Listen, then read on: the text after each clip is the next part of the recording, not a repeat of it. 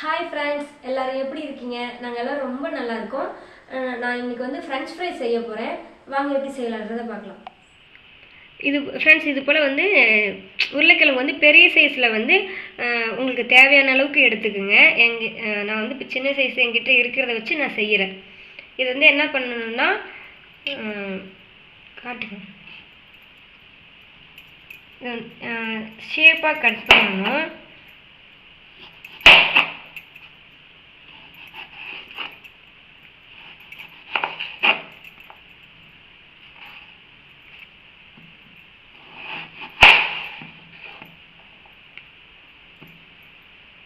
அப்படிதானங்க.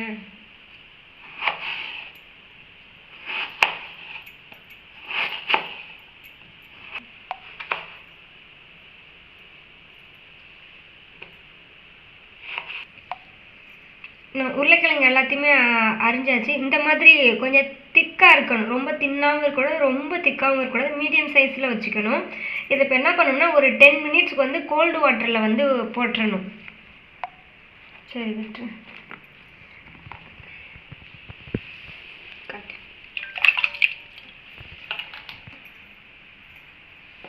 ஏன் நம்ம இது வந்து கோல்டு வாட்டரில் போடுறோம்னா கருப்பாக ஆகிடும் இல்லையா? அந்த 10 மினிட்ஸ் வந்து நார்மல் வாட்டரில் போட்டிருந்தோம்னா ரொம்ப பிளாக் ஆகிடும். ஸோ அதனால் கோல்டு வாட்டரில் போட்டோம்னா கொஞ்சம் கருப்பாகாமல் இருக்கும், கொஞ்சம் சாஃப்ட்னஸ் வரும். அதுக்காக தான் இதில் போடுறோம். 10 நிமிஷம் ஆயிடுச்சுங்க. இது வந்து கோல்டு வாட்டரில் 10 நிமிஷம் போட்டுட்டு அதுக்கப்புறம் வந்து ஹாட் வாட்டரில் ஒரு 5 நிமிஷத்துக்கு போடணும். ஹாட் வாட்டர்னால் ரொம்ப கொதிக்க தேவையில்லை, சும்மா சூடு ஏறினா மட்டும் போதும். இதில் வந்து ஒரு 10 நிமிஷத்துக்கு போடணும். சாரி, ஒரு 10 நிமிஷம்ல 5 நிமிஷம் போட்டால் போதும்.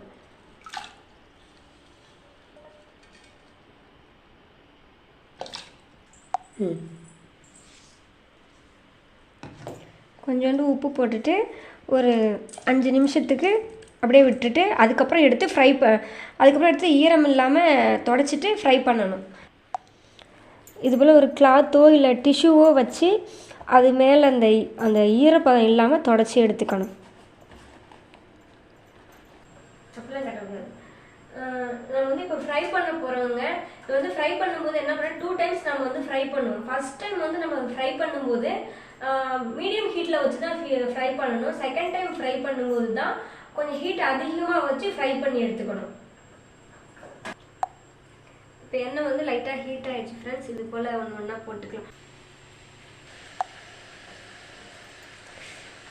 சுட்டுடுச்சு.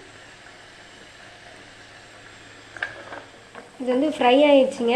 இப்போ நான் ஃபஸ்ட் டைம் தான் போட்டிருக்கேன், ஒரு 3 நிமிஷம் தான் வச்சுருந்தேன். இது எப்படி இருக்கும் அப்படின்னா அந்த ஒயிட் கலர்லேயே தான் இருக்கும், லைட்டாக மேலே கொஞ்சம் சேஞ்ச் ஆகிருக்கும், அவ்வளோதான். அந்த ஸ்டேஜில் எடுத்துடணும். இது ரொம்ப நேரம் வந்து ஃப்ரை பண்ணக்கூடாது. செகண்ட் டைம் போடும்போது தான் ஒரு 5 நிமிஷம் 6 நிமிஷத்துக்கு வைக்கணும்.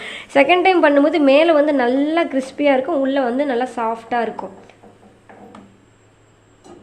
ஃப்ரை பண்ணிவிட்டு தேவையான அளவுக்கு மட்டும் எடுத்து நம்ம செகண்ட் டைம் ஃப்ரை பண்ணிக்கலாம்.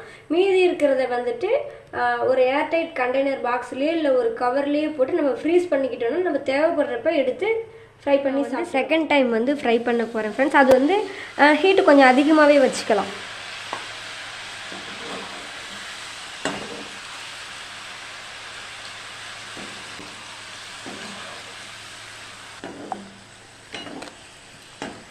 இப்போ லைட்டாக அங்கே பாருங்கள், கோல்டன் ப்ரௌன் கலருக்கு மாறிடுச்சு.